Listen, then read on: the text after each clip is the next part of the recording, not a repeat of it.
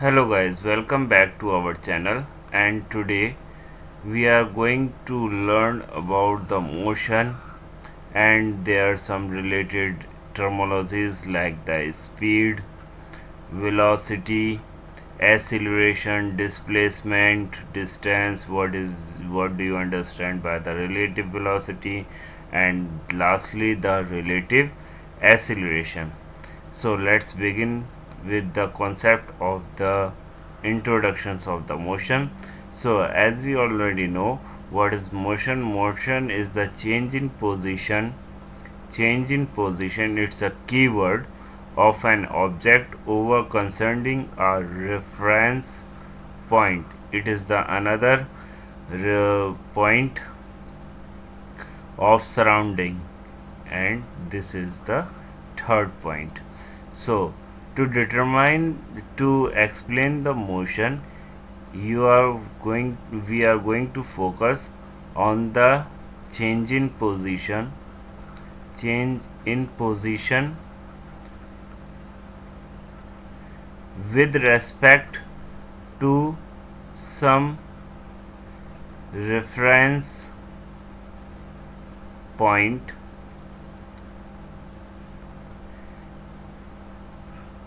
according to the surrounding.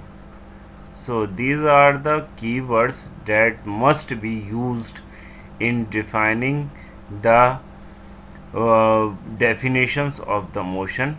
That is, a body is said to be in motion that it can change its position with respect to some reference point surrounded the nature.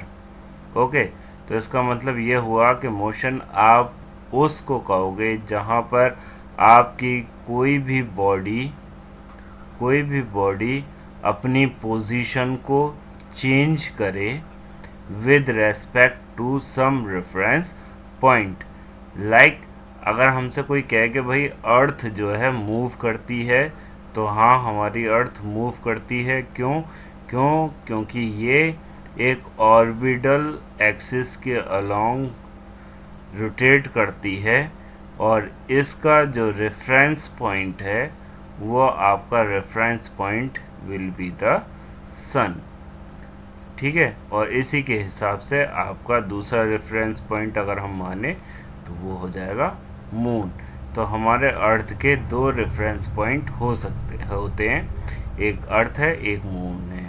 इसी तरीके से अगर कहा जाए कि भाई जैसे कि हमारी कोई एक बिल्डिंग है और उसके ऊपर कोई बंदा खड़ा हुआ है, तो या फिर आपका इसके बाहर कोई बंदा खड़ा हुआ है और इसके पास से कोई एक बाइसिकल, जैसे कि यहाँ पे शो हो रही है, ये बाइसिकल निकल कर जाए, तो इस स्टेशनरी कैसा ये स्टेशनरी रेफरेंस पॉइंट के हिसाब से आपकी जो बाइसिकल है ये it is in the motion.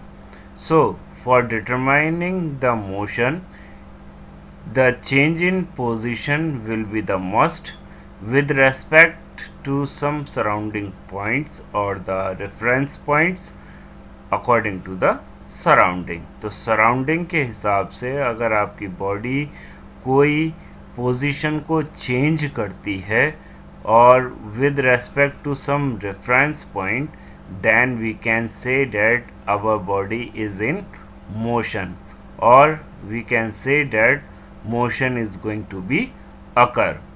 Okay, now motion refers to the change in position of an object with time.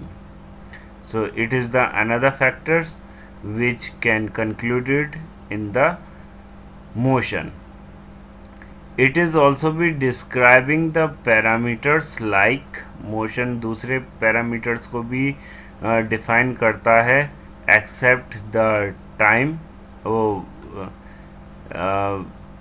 That is the distance, displacement, velocity, acceleration, and the speed. So I think motion will be clear to you. Now let's move to the types of the motion. So here is the types of the motion depending upon the path which they are going to be followed. If the motion of a vehicle or of a object is linear, कैसा होगा? Linear होगा, तो आप उसको बोलोगे linear और rectilinear motion. If a body moves along a straight line or followed a straight line, then it's called a rectilinear or the linear motion. जैसा कि हम फिगर के अंदर देख रहे हैं, तो आपका एक ट्रक जो है एक पाथ को फॉलो कर रहा है और ये एक डायरेक्शन के अंदर की तरफ मूव कर रहा है, but the path which is it follow is a straight line. कैसा है? स्ट्रेट लाइन में है. तो ये आपका रेक्टिलिनियर मोशन या फिर आपका लीनियर मोशन कहलाएगा. Now second one is the circular motion. In circular motion the body will follow the path of the circle. ठीक है, जैसा कि यहाँ पे दिखाई दे रहा है कि हमारे पास एक ऑब्जेक्ट है एंड ये एक कर्व पाथ के ऊपर अगर चलना शुरू करता है, जैसे कि यहाँ पे ये सर्कुलर पाथ है, तो then it is going to be a circular motion. जैसे कि ये आपके जाइंट व्हील वगैरह जो होते हैं, तो इसके एक रेफरेंस पॉइंट के हिसाब से आपकी position will changes around the radius, so it is a circular motion. इसी तरीके से अगर कहीं पर आपका कर्व आ गया और आपकी गाड़ी वहाँ पर चल रही है and it changes its direction with respect to the time and continuously, तो यहाँ पर आपका सर्कुलर मोशन एग्जिट करेगा.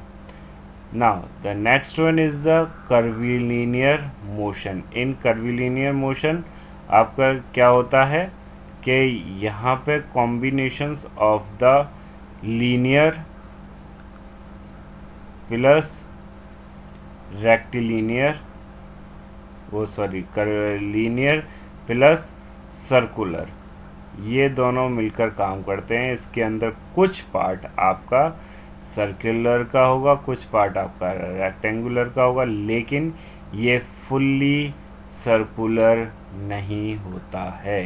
ये या तो आपका पैराबोलिक होगा पाथ, या फिर आपका जो पाथ होगा वो हमारा इलेप्टिकल हो सकता है. ठीक है, इलेप्टिकल पाथ को फॉलो कर सकता है. So depending upon the path followed, कि ये कैसा पाथ को फॉलो कर रहे हैं, उसके हिसाब से आपके मोशन जो है तीन तरीके के हो गए. एक आपका लीनियर मोशन कहलाएगा, एक आपका सर्कुलर मोशन कहलाएगा, and third one is the curvilinear motions. Now ये बात हो गई हमारी मोशन की. हमने देखा कि मोशन हमारा क्या होता है, कि मोशन आपका कोई भी बॉडी या कोई भी ऑब्जेक्ट अपनी पोजीशन को चेंज करे with respect to some reference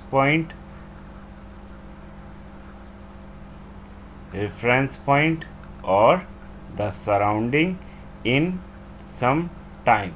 तो आपका बॉडी कहलाएगा, it is set, a body is set to be only in motion, otherwise it is in rest position. Now तो यहाँ पर कुछ पैरामीटर जैसे कि हमारे मोशन को डिफाइन करने के अंदर इस्तेमाल हुए थे. तो यहाँ पर आपका है distance and the displacement. Distances आप समझ सकते हो कि क्या होते हैं. ये आपका होता है कि total path followed by the body और द ऑब्जेक्ट, कि टोटल पाथ आपका कितना फॉलोड कर रहा है. जैसे कि अगर आपको अपने यहाँ से किसी मार्केट पर जाना है, तो उसके अंदर हो सकता है कि बहुत सारे टर्न वगैरह आ रहे हों, तब जाकर आप अपने फाइनल डेस्टिनेशन तक पहुँचे। तो ये मान लो कि आपका 10 किलोमीटर का हुआ, वो 10 किलोमीटर का डिस्टेंस हुआ। ये आपका कोई 2 किलोमीटर का हो गया, ये आपका 500 मीटर का कोई डिस्टेंस हो गया, ठीक है। फिर इसी तरीके से आपने टोटल डिस्टेंस यहाँ से यहाँ तक मान लो जाने में टोटल डिस्टेंसेस हमने 25 किलोमीटर का तय किया। तो ये 25 किलोमीटर डिस्टेंस होगा। And it is said it is the combinations of all the path followed by you to reach your destination। Okay, तो ए पॉइंट से आपको बी पॉइंट तक जाने में आपने जितना भी डिस्टेंसेस को फॉलोड किया है, जितना भी पाथ को आपने फॉलोड किया है और आप उसे किलोमीटर में रिप्रेजेंट करोगे, that is called the resistance. वहीं पे डिस्प्लेसमेंट की बात करी जाए तो displacement is only the final and the initial points included. ये मैटर नहीं करता है डिस्प्लेसमेंट के अंदर कि आप किस पाथ को फॉलोड कर रहे हो। ये आपका जो सबसे शॉर्टेस्ट डिस्टेंस होगा उसको ही डिटरमाइन करेगा, वही बताएगा डिस्प्लेसमेंट। तो shortest straight line path which is followed by the body to reach its destination, like if you start from the point A and reaches to the point B by the shortest distance, then it is called the displacement. And if you are going to travel followed by the length, then total length will determine the distance. Okay, so shortest distance to reach your destination from starting to the finishing called as the displacement, and the total length followed by you, it is called the distance।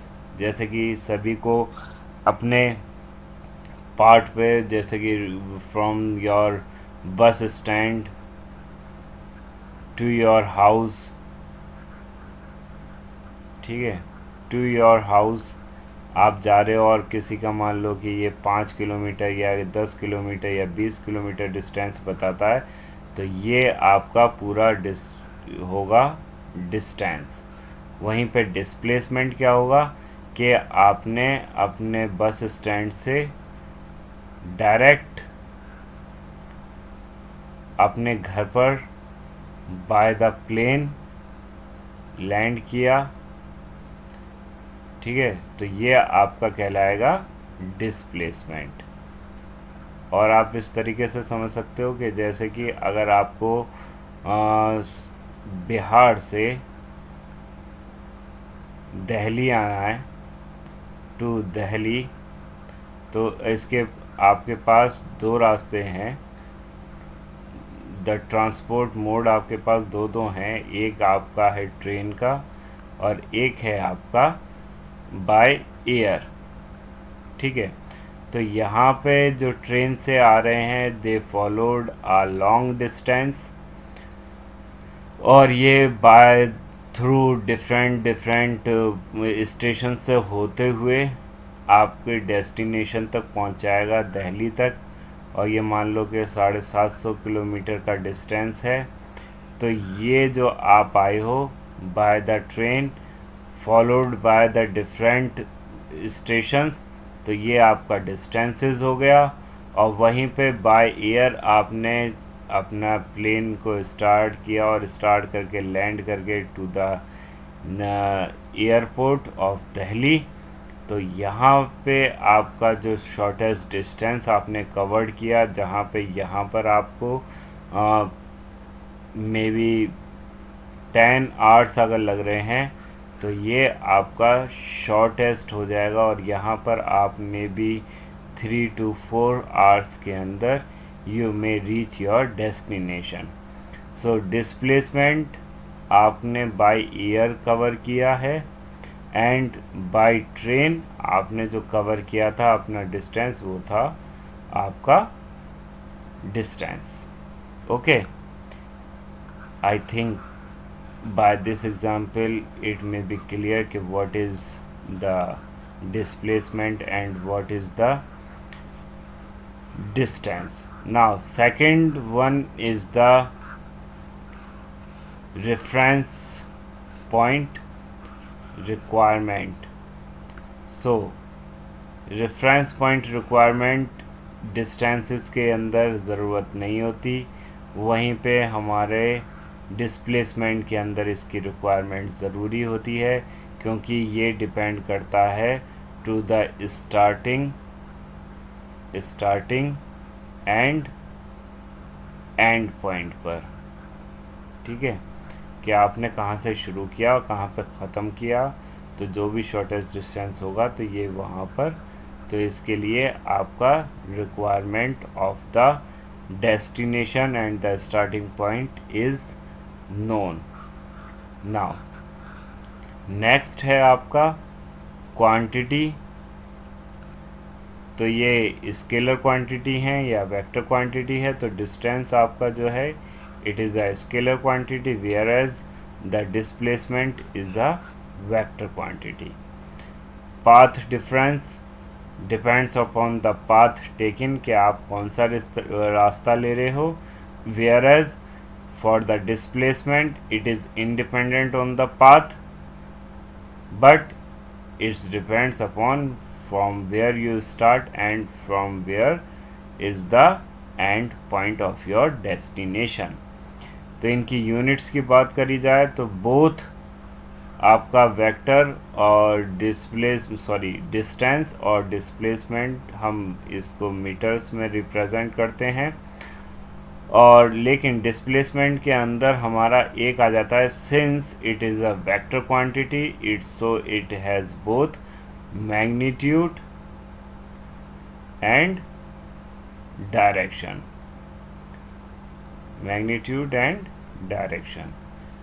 whereas distance is a scalar quantity, so it has only a magnitude. So unit में यहाँ पे इसलिए आपको यहाँ पे metre दिखाई दे रहा है, और डिस्प्लेस में आपको मीटर विद द डायरेक्शन, और ये आपकी जियोलॉजिकल जो भी डायरेक्शंस हैं आपकी नॉर्थ, साउथ, ईस्ट और waste.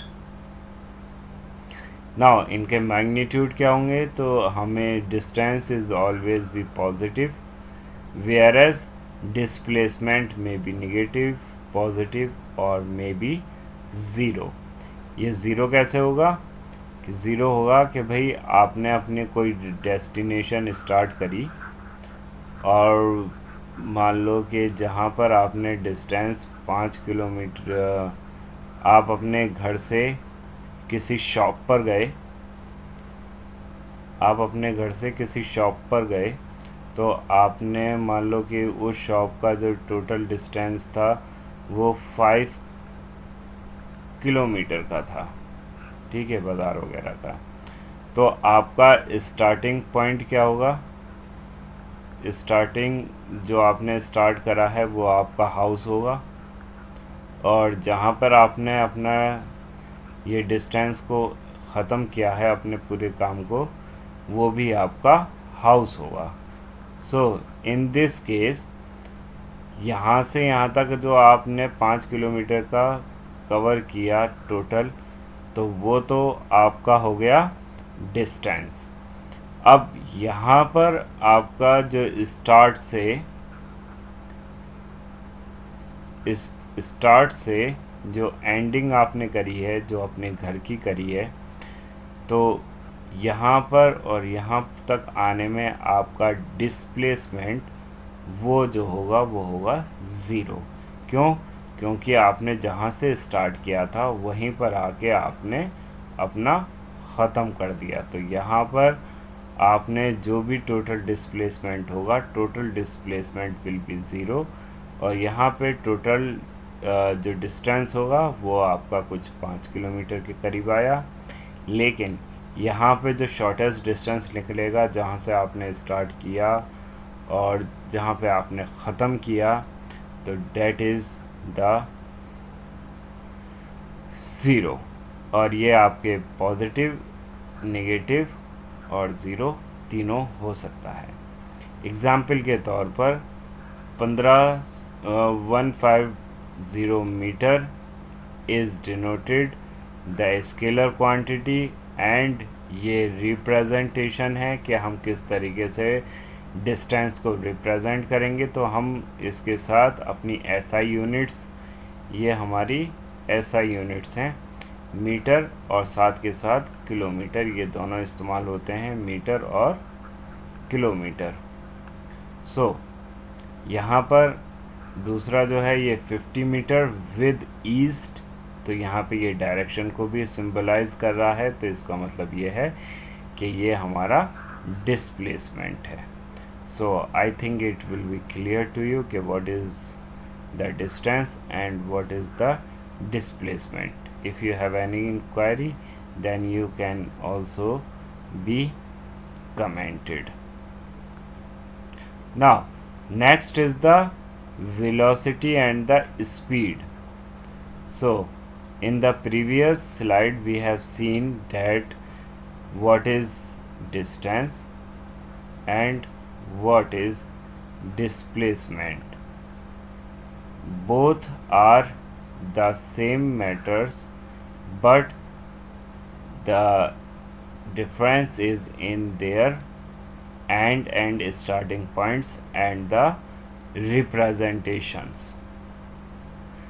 Similarly here the definitions of both the speed and the velocity are the same, but in speed we concluded the distance, but whereas in the velocity we concluded the displacement. So what is the common statement of them? Both the speed or the velocity is the ratio of distance and time, or in case of the speed, whereas in the case of the velocity it is the ratio of displacement to the time. Okay, or in other words we can say that speed is the rate of change of distance, whereas for the velocity we can say that it is the rate of change of displacement.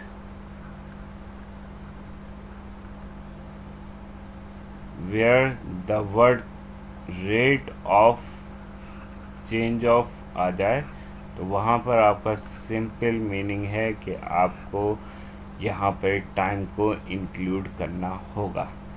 So it's a basic definitions, but let's move to the slide.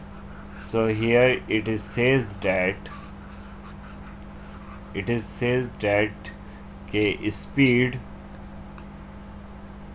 is the rate of change of distance, that is distance is divided by the time, whereas the velocity, it is the rate of change of displacement, that is the displacement and time ratio. Okay,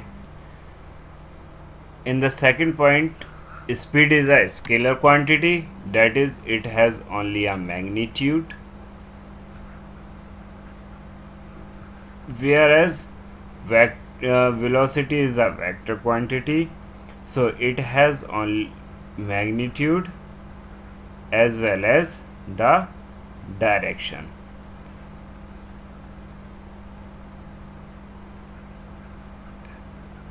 And the direction will be denoted north, south, east, west or their other coordinates like the northeast, northwest, southwest, etc. Now the magnitude of the speed is always be positive, whereas the magnitude of the velocity may be positive, may be negative and zero depending upon the displacement.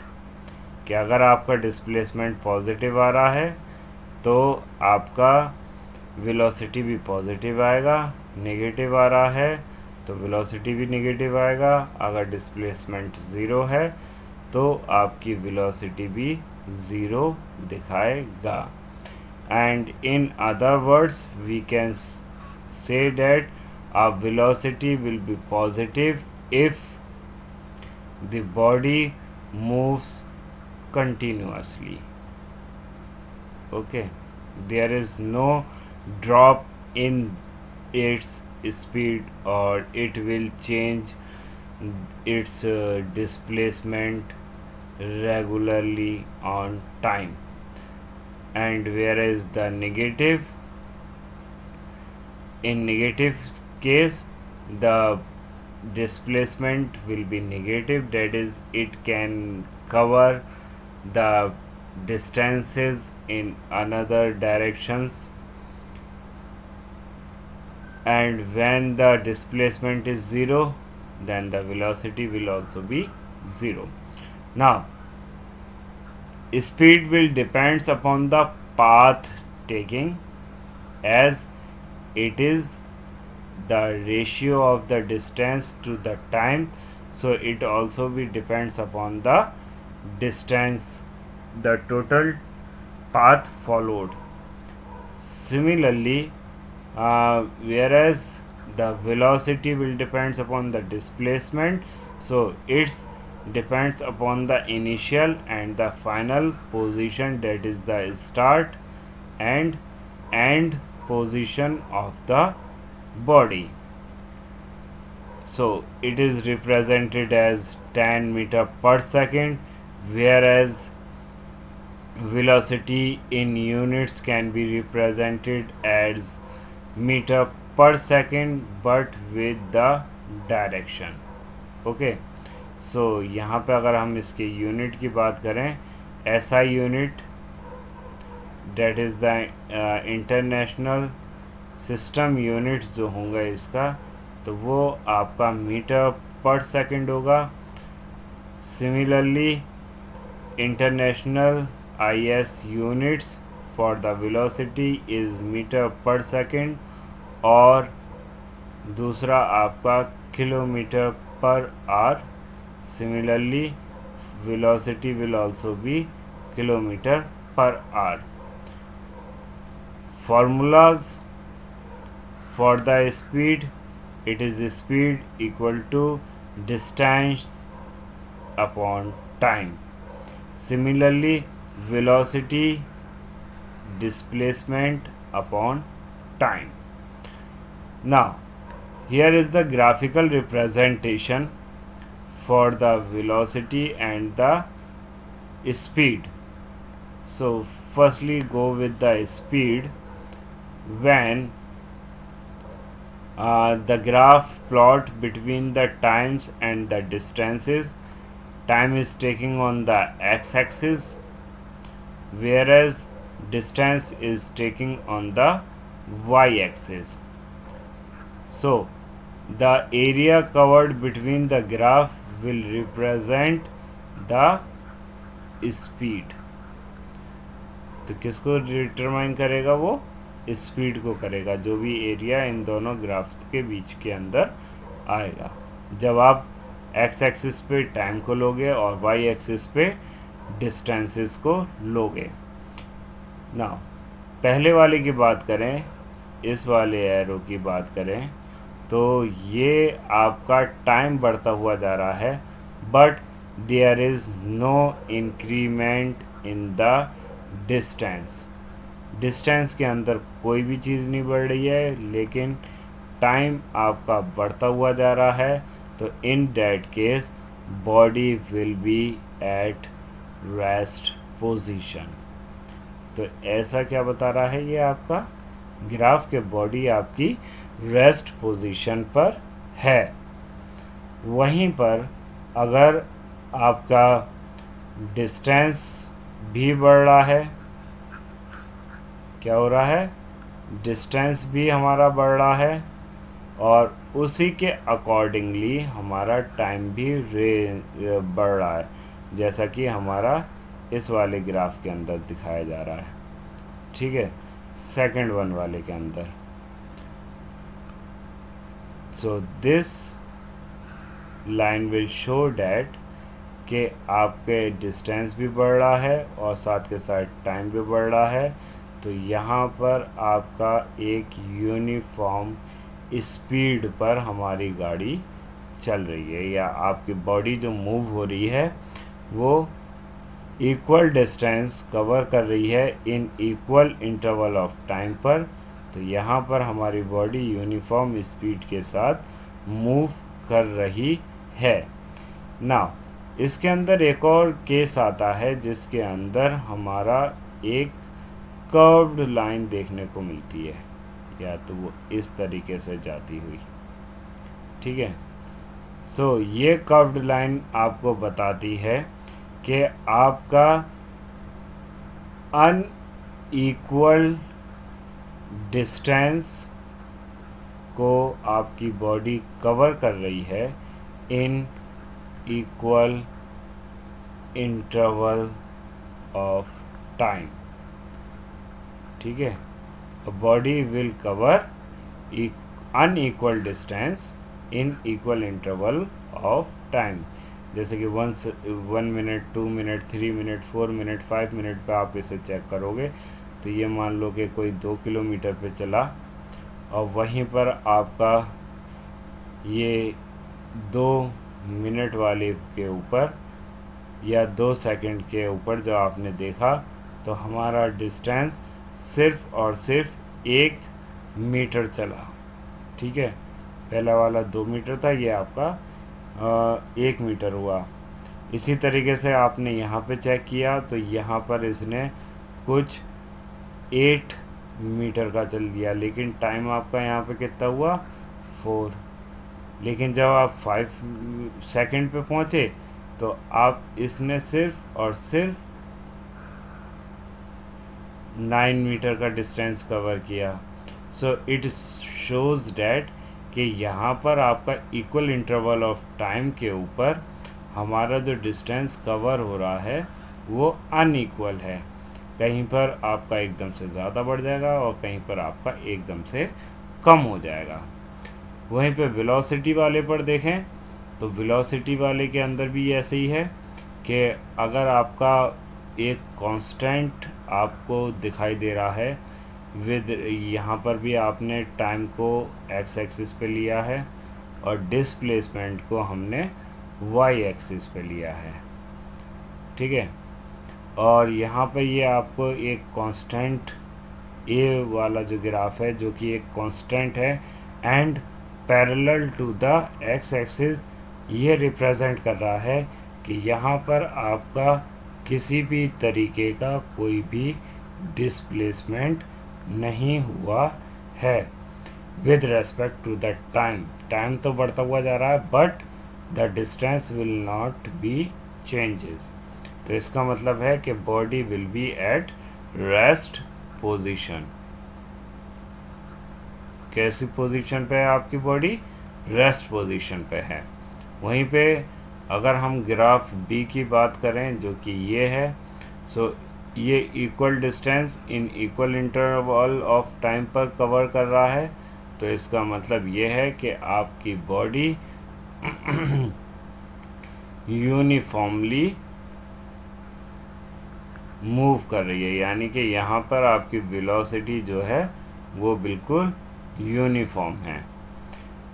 इस वाले case में भी एक आपका curved वाला portion आएगा और यहाँ पे ये कर्व्ड वाला अगर आपने देखा तो इसका ये जो ग्राफ है आपका बेसिकली कहलाएगा इनवेरिएबल।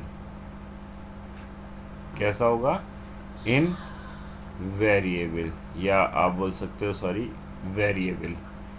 तो वेरिएबल के अंदर क्या होगा कि अनइक्वल डिस्प्लेसमेंट हो रहा है हमारा। क्या हो रहा है? अनइक्वल डिस्प्लेसमेंट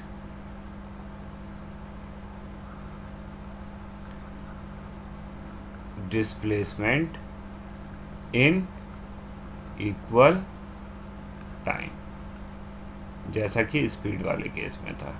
यहाँ पर ये आपका अनइक्वल मूव करेगा, कहीं पर ये ज़्यादा डिस्टेंस को कवर कर लेगा, डिस्प्लेसमेंट को कवर कर लेगा इन कम टाइम में, और कहीं पर ये उसी टाइम में ज़्यादा डिस्प्लेसमेंट को कवर करेगा। तो इनों के अंदर एक केस हमारा कैसा कैसा बनता है? तो इनों के अंदर हमारे जो केसेस बनते हैं, एक कर्व्ड लाइन एक लाइन जो आती है वो आपकी बिल्कुल कांस्टेंट आती है, ठीक है, जो पैरेलल होगी टू द एक्स एक्सिस। तो ऐसे वाले में आपकी बॉडी जो है वो रेस्ट पोजीशन पे होती है। वहीं पे या तो आपको स्ट्रेट लाइन मिले, ठीक है, स्ट्रेट लाइन और द कर्व्ड वन। तो इन दोनों केसेस में आपकी बॉडी जो है मूव कर रही है, यानी कि आप बोल सकते हो कि इन मोशन है, और उनके graphs according to the situations, कि अगर आपके पास यूनिफॉर्मली मूव कर रहा है तो उसका बिल्कुल स्ट्रेट आएगा, और अगर आपका इन वेरिएबल में है, यानी कि unequal distance in equal interval of time में कवर कर रहा है, तो वहाँ पर आपका कर्व्ड आएगा। Now I think it will be cleared. Now let's move to the next portion, that is the acceleration. So acceleration is basically the rate of change of velocity, यानी कि आपका velocity को अगर आप टाइम से divide कर देते हो तो that is the acceleration. It is also a vector quantity and can be represented by the small a, and the formula can be del v upon del t, whereas this del will represent the change, ठीक है। और change क्या होगा? आपका final minus initial. Okay, if the body started from a point, तो वो आपका initial हो जाएगा, and the body will reach at a some velocity, तो वो उसकी फाइनल वेलोसिटी हो जाएगी, ठीक है। तो initial velocity and the final velocity. Initial velocity will be represented by u, whereas the final velocity will be represented by the small v. So u is the initial velocity, whereas v denotes the final velocity. So according to the definition of the acceleration, so acceleration can be given by final minus initial velocity divided by the time or the time taken, then v minus u divided by the time, it's the acceleration. Mathematically it is given by this formula. So acceleration is also a vector quantity. What is that? That denotes that it has both magnitude plus direction.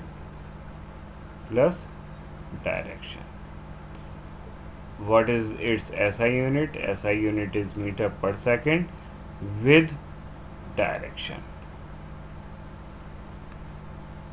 So magnitude may be positive and negative and may be 0 according to the velocity.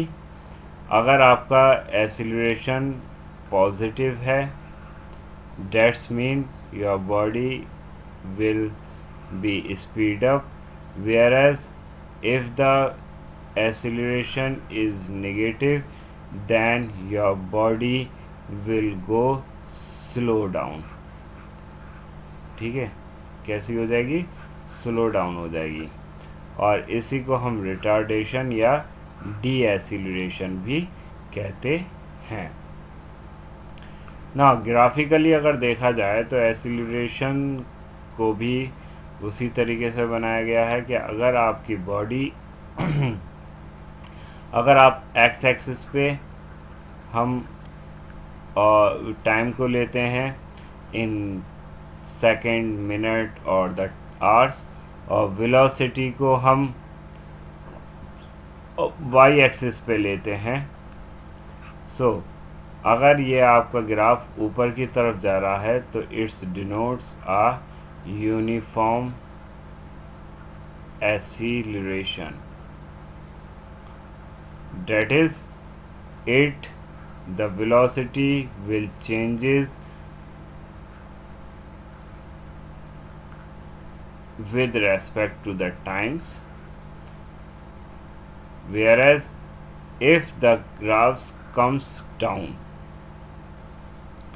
in B cases also time is taken in the x-axis and velocity is taken on the y-axis, और यहाँ पर भी अगर आपका graph downward direction में है तो इसका मतलब है कि आपकी बॉडी स्लो डाउन हो गई, स्लो डाउन है। इसका मतलब है कि यहाँ पे डी एक्सीलरेशन हो रहा है, या फिर आप इसको दूसरा नाम दे सकते हो जो कि है रिटार्डेशन। ठीक है, अब यहाँ पर आते हैं तो यहाँ पे आपको ये एक कर्व्ड लाइन दिखाई दे रही है। इसका मतलब यह है कि यहाँ पर नॉन यूनिफॉर्म वेलोसिटी आपको देखने के लिए मिल रही है, यानी कि velocity will not be increases with respect to the time interval. ठीक है, तो इस तरीके का ग्राफ आपको जहाँ पे मिले तो ये शो करता है नॉन यूनिफॉर्म एक्सीलरेशन को। ठीक है, पहला वाला ग्राफ आपका डिनोट करेगा यूनिफॉर्म एक्सीलरेशन को। Why? Because it's increases with respect to time with a uniform rate।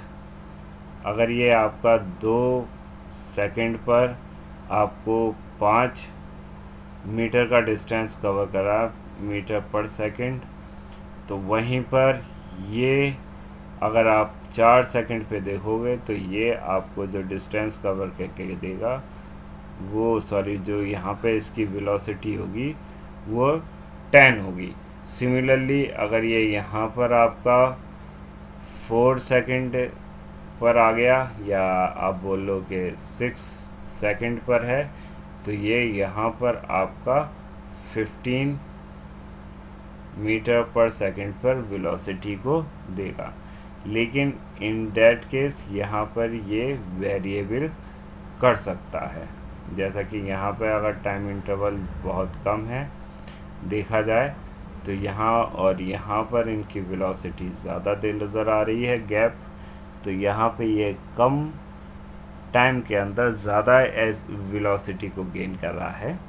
और यहाँ पर इस वाले पॉइंट पर अगर बात करी जाए तो यहाँ पर आपका टाइम स्पेन तो ज़्यादा है, लेकिन यहाँ पर आपको वेलोसिटी का गैप बहुत ही कम देखने को मिलेगा in respect of the time. So uniform acceleration, a constant acceleration may be like the free fall motions जिनके अंदर देखने को मिलेगा non uniform acceleration, changing the acceleration और the velocity with respect to the time. I think it will be clear to you. Now let's move to the next portion, that is the relative velocity of motion. This is the most important topics. क्योंकि ये हमारी day to day life के अंदर बहुत ही ज़्यादा role play करता है. Now कैसे रोल प्ले करता है? First we are going to understand the statement, then we focus on it. Now, so what is relative velocity? The relative velocity is the velocity of an object concerning another moving object. It says that it depends upon the velocity of two bodies and these two bodies are also in the motion. Example के तौर पर समझते हैं कि जैसे कि यहाँ पे हमें एक कार दिखाई दे रही है, इसकी वेलोसिटी मान लो कि 60 मीटर पर सेकंड है और ये एक एरोप्लेन है जिसकी वेलोसिटी आपकी 90 मीटर पर सेकंड है. यहाँ पर टाइम में मैं ले रहा हूँ, वो सेकंड मीटर में अब मैं ले रहा हूँ डिस्टेंसेस को और टाइम में सेकंड में. सो इन दैट केस क्या होगा कि ये दोनों चीज़ें एक ही स्पीड से मूव कर रही हैं और इसको एक बंदा खड़े होकर देख रहा है, तो वो डिटरमाइन करना चाह रहा है कि भाई इन दोनों की आपस में रिलेटिव वेलोसिटी क्या होगी. जैसा कि अगर हम कभी कोई बाइक को ज़्यादा तेज़ जाते हुए देखते हैं और वहीं पर कोई दूसरा बंदा भी कार बाइक वगैरह को चला रहा है, वो कम स्पीड पे चला रहा है, तो आप लोग कहते हो कि भाई जो ज़्यादा चला के ले जा रहा है कि वो फास्टर है और जो कम स्पीड पे चला के ले जा रहा है उससे आप बोल देते हो कि भाई वो स्लो चला रहा है, स्लोअर है. ठीक है, तो ये आपने अपने रेफरेंस से दिया. वहाँ पर जो रेफरेंस पॉइंट थे वो आप थे. ठीक है, और जो आप कंपेयर कर रहे थे वो ए और बी, यानी कि ये आपकी बाइक हो गई और ये आपका कोई स्कूटर वगैरह, ये भी दूसरी बाइक हो गई मान लो. ठीक है, तो यहाँ पर पहली बाइक ज़्यादा तेज़ चल रही थी, दूसरी बाइक स्लो चल रही थी. किसके रेफरेंस से? आपके रेफरेंस से और इन दोनों के रेफरेंस से, कि आपने इन दोनों के मूवमेंट को देखकर बताया. ये कैसे पता चला कि मान लो कि आपकी जैसे कि ये यहाँ पे 60 किलोमीटर जा रहा है, ये आपका 90 किलोमीटर जा रहा है, दोनों की डायरेक्शन दोनों की कैसी हैं? सेम है. तो इन दैट केस अगर हमें निकालना हो वेलोसिटी, ये क्या है? Relative velocity of a body of body A with respect to body B. ठीक है, तो दोनों की डायरेक्शन सेम है, इन सेम डायरेक्शन. तो उस वाले केस के अंदर क्या होगा? V A minus V B. Similarly अगर हमें निकालना पड़े relative velocity of B with respect to A, तो उस वाले केस में क्या हो जाएगा कि हमें बी ए निकालना है, तो V B minus V A हो जाएगा.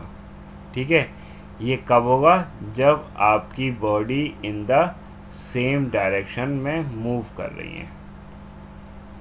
तो इस वाले केस में क्या होगा कि दोनों ही एक ही डायरेक्शन में मूव कर रहे हैं। ये आपका ए हो गया, ये आपका बी हो गया। तो V A B is equal to V A minus V B, that is 90 minus 60 equal to 30 metre per second. तो इसका मतलब ये हुआ कि आपकी बॉडी ए जो है वो फास्टर है 30 metre per second then the body B. अगर हमें यहीं पर वी बी ए निकालना होगा तो वहाँ पे क्या हो जाएगा, velocity of B minus velocity of A, that is 60 minus 90 metre per second. So it's comes out minus 30 metre per second, which denotes that कि आपकी बॉडी बी जो है वो स्लोअर है। कितनी स्लोअर है, by 30 metre per second then the body A. So यहाँ पर आपके ये relative velocity will determine the difference, और आप बोल सकते हो डिफरेंस इन देयर वेलोसिटीज और the position with respect to some stationary और the reference point and also with the together. ठीक है, जैसा कि मैंने शुरू में कहा था कि अगर दो गाड़ियाँ चलती हुई जा रही हैं, एक ज़्यादा तेज़ जा रही है, एक कम जा रही है, तो आपने अपने पर्सपेक्टिव से देखा तो आप उसके रेफरेंस पॉइंट हो गए, और आपने इन दोनों के चीज़ों को जो कंपेयर किया है तो date is the relative velocity.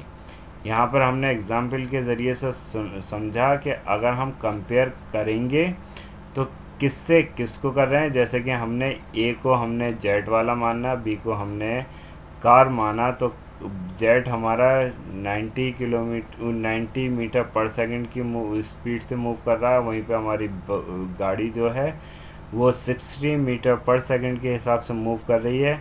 तो हमने पहले तो ये देखा कि हमारा जेट कितना ज़्यादा तेज़ है बी के हिसाब से, तो वो हमने निकाला वी ए माइनस बी से, यानी कि वी ए बी यानी कि relative velocity of jet with respect to the body B, और आप बोल सकते हो कार के।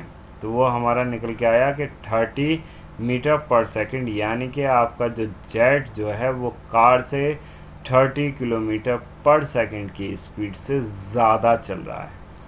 वहीं पर हमने जब कार का निकाला with respect to the aeroplane, तो यहाँ पे हमें पता चला कि आपका जो गाड़ी जो है वो 30 मीटर पर सेकंड स्लोअर है देन द जेट। ओके, ये उस वाले केस में होगा जब आपकी गाड़ियाँ या आपकी बॉडी जो हैं इन द सेम डायरेक्शन में मूव कर रही होंगी। whereas if the bodies are moved in the opposite direction, कैसा होगा, अपोजिट डायरेक्शन में होगा। जैसे कि यहाँ पे फिगर के अंदर अभी दोनों के जो मुंह हैं वो एक तरफ हैं और इनके एरोज भी एक तरफ जा रहे हैं। अगर मैं इन एरोज को बदलकर एक का एरो इधर की तरफ कर दूं, ठीक है, तो इन दोनों की जो डायरेक्शन है वो अपोजिट हो जाएंगी। तो इन दैट केस अगर हमको निकालना होगा रिलेटिव वेलोसिटी तो we use this formula, and V A B will represent what the relative velocity of body A with respect to the body B. Similarly, so it is represented by VA plus VB. whereas for the same directions object it is VA minus VV when you find out the relative velocity of body A with respect to the relative velocity of B. I think it will be clear to you. Now next move to the last one, that is the relative acceleration, and this relative acceleration is associated with the relative velocities, and also it is be the same, that is to find out the acceleration of body A with respect to the body V, then we use acceleration of A minus acceleration of B. So relative acceleration is the acceleration of one object concerning about the another object. Okay, example, a person in the accelerating train experience a different acceleration than a stationary object. यानी कि अगर आप train के अंदर बैठ के जा रहे हो तो आपकी जो वेलोसिटी होगी वो और जो आपका एक्सीलरेशन होगा मीटर पर सेकंड स्क्वायर, तो वो एक्सीलरेशन आपका बाहर वाले और स्टेशनरी ऑब्जेक्ट के हिसाब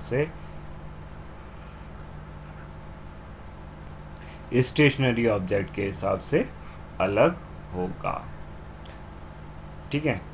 नाउ आपका रिलेटिव वेलोसिटी के अंदर एक पॉइंट रह गया था जो कि हम जो सबसे ज़्यादा एक्सपीरियंस करते हैं in case of the relative velocity और द रिलेटिव एक्सीलरेशन.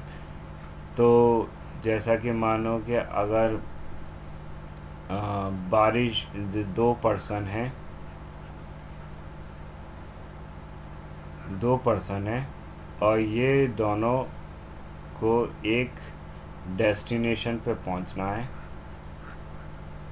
इधर से भी इसका ये डिस्टेंस मान लो कि 2 किलोमीटर का है, इसके पास से भी ये डिस्टेंस 2 किलोमीटर का है. ये जो इसकी वेलोसिटी है टूवर्ड्स द सेंटर, इसकी मान लो कि ये चल रहा है आपका 20 metre per second, and similarly ये भी मूव कर रहा है 20 मीटर पर सेकंड. और यहाँ पर एक बारिश होने लगी.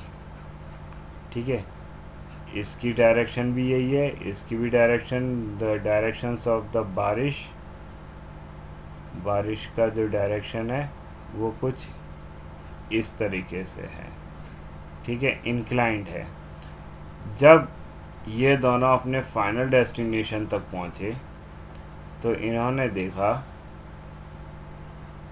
कि जो बंदा इधर से आ रहा था पोजीशन ए से, तो वो बंदा ज़्यादा भीग गया बनिस्बत जो बंदा बी डायरेक्शन से आ रहा था. तो ऐसा ये इसलिए हुआ because of the relative velocity से. किसकी वजह से? रिलेटिव वेलोसिटी से.